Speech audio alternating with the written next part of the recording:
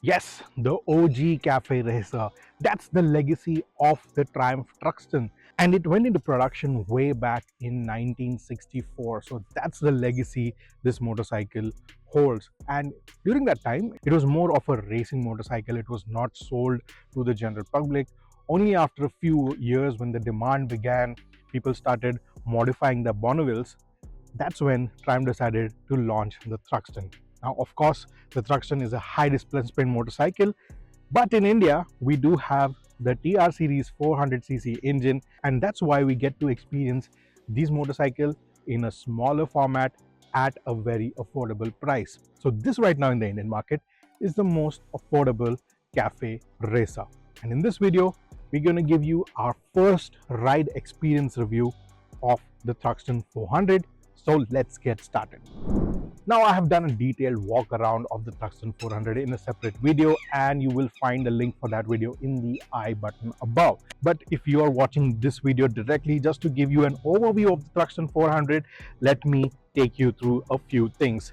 And first thing that will catch your attention is going to be this fairing, and it is a typical Thruxton like fairing. It has been inspired from the bigger 1200cc motorcycle, but it does have these sharp edges and sharp lines to keep up with the modern times and to attract young buyers. You do get the same headlamp. It's a LED unit. It's a signature Triumph unit, and you have these 43mm USD forks. You have a 17-inch wheels with Apollo tires, and coming to the side you have the TR series 398cc motor that puts out 42 PS of power and 37.5 Newton meters of torque. Yes, so in the 400 series, this is the most powerful motorcycle at 42 PS. The torque is the same as the Speed 400 or the Scrambler 400 and the 400 XC. If you look at the tank, it is completely redesigned as compared to the Speed 400. You have the tank is sculpted, it's long, and it can carry 13 liters of fuel.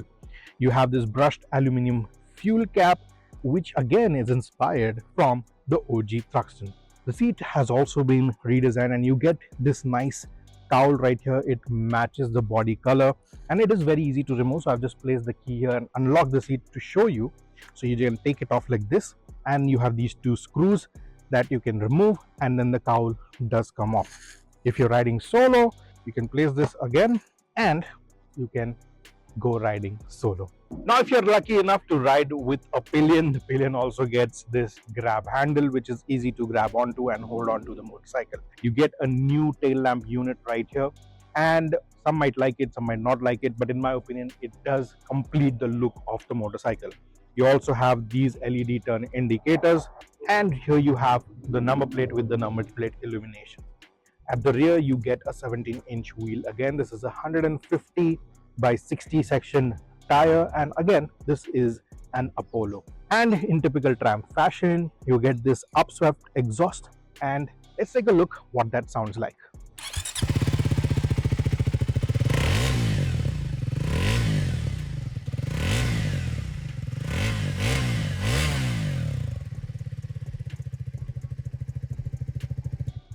That was the exhaust note, pretty nice and throaty, and when you're riding also it does sound pretty good. But you let us know what your thoughts are. Now, coming to the final new bit on the Thruxton 400 as compared to the Speed 400 is the handlebar, and you get this nice sporty style clip-on handlebars, which are positioned in a way that will give you a very committed riding position. You have the key right here, and tucked in here is the USB port.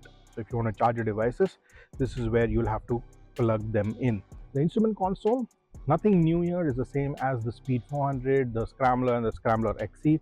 So there's nothing different here, but it is nicely tucked in behind this big windscreen. The button layout right here on the left hand side, you will have the control for the lights. High beam, low beam is right here. Then you have the I button to control your infotainment screen. Also, turn indicator is right here. Horn sounds like this.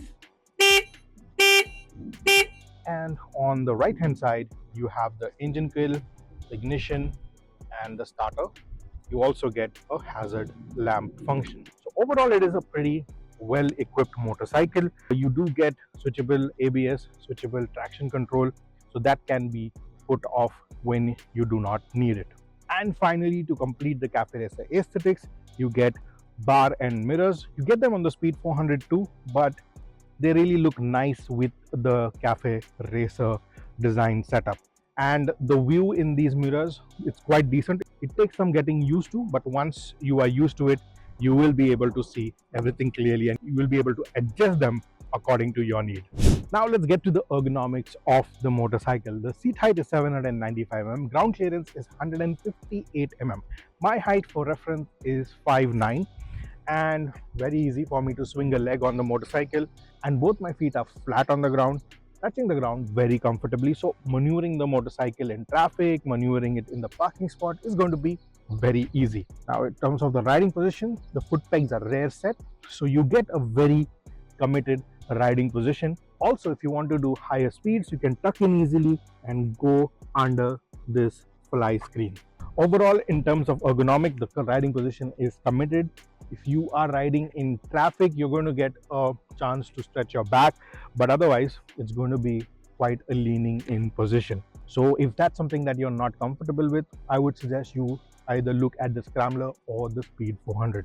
Now let's get to how this motorcycle rides. Now you might wonder if this is based on the Scrambler 400, this rides exactly like the Scrambler 400, but you really need to ride this motorcycle and experience it yourself to know the difference, because this rides very differently. First of all, your riding position, your seating position is very different, it's committed, and while the gear ratios haven't changed, the higher red line, you can redline up to 10,200 RPM, and the peak torque and the peak power that comes in at 9,000 RPM, it just changes the way this motorcycle behaves on the road.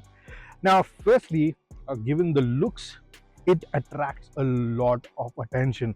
I mean, there must have been at least 10 or 12 people who, stopped me at the signal or on the road and asked me what motorcycle it is. And it looks very attractive, especially in this racing yellow colorway, and this fairing and the side design. It does give it a very different and unique kind of a vibe, and people would want to know what kind of motorcycle you're riding.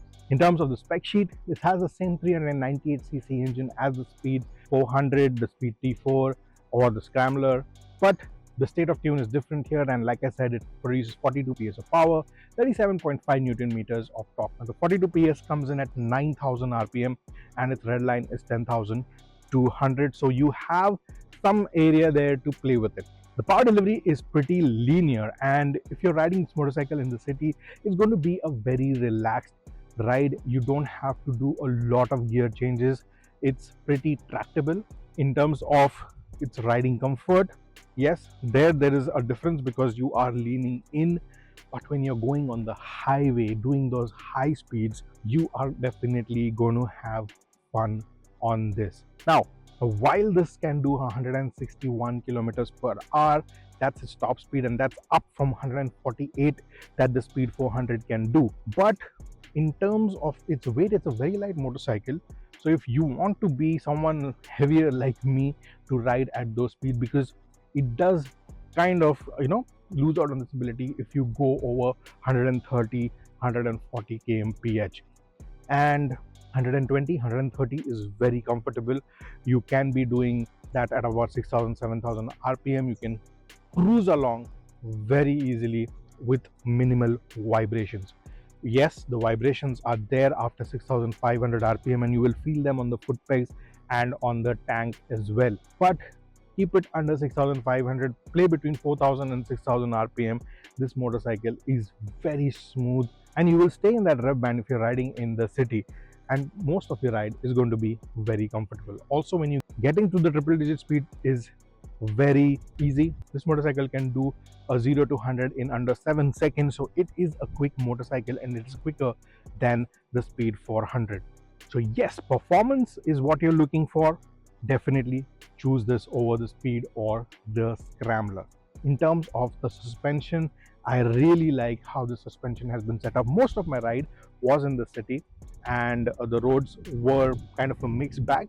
I did get very nice paved stretch where the motorcycle held itself very nicely. The suspension was very nice, and in the city, in the traffic, when I was riding, There were some patches where the road was really bad, but the suspension did its job very well and the motorcycle would just glide along the way. Now, in terms of tech as well, this motorcycle is very well equipped. You get traction control, you get ABS, of course. The traction control and the ABS can be switched off. You also get a ride by wire, so the throttle response is very good. It's sharp, and even the slightest twist, you get what you expect from the motorcycle. You also get a slipper clutch, which means doing those downshifts quickly is going to be very easy.